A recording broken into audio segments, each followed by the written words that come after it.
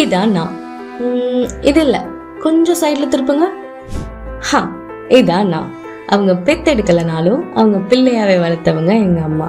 இந்த ஆத்து கடந்து மலையேறி ஸ்கூலுக்கு போகணும்லாம் சொல்லுவாங்களே, அது மாதிரியெல்லாம் சொல்லணும்னு எனக்கும் ஆசைதான். ஆனா எங்க அம்மா விட மாட்டேன்னு சொல்லிட்டாங்க. புது சைக்கிள், புது பேக், தினமும் விதவிதமா லஞ்சுன்னு நான் கேட்கறதுக்கு முன்னாடியே கொடுத்துருவாங்க எங்க அம்மா.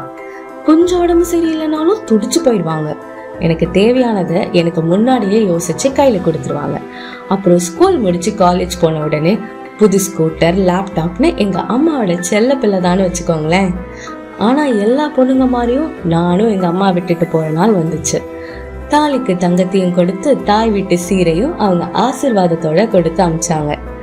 அதுக்கப்புறம் ஒரு நாள் ஒரு பிஞ்சு கை என் விரலை பிடிச்சு அம்மான்னு கூப்பிடும் போது எங்க அம்மா என் கையை பிடிச்சுக்கிட்டாங்க. பயப்படாத, அம்மா இருக்கேன்னு. இதான் என் வீடு, இவங்கதான் என் அம்மா, எங்க எல்லாரோட அம்மா எப்பவுமே. அம்மாவின் பொற்கால ஆட்சியை மீண்டும் அரியணை ஏற்றுவோம். நல்லாட்சி மலர்ந்திட இணைந்திடுங்கள் எடப்பாடியாருடன்.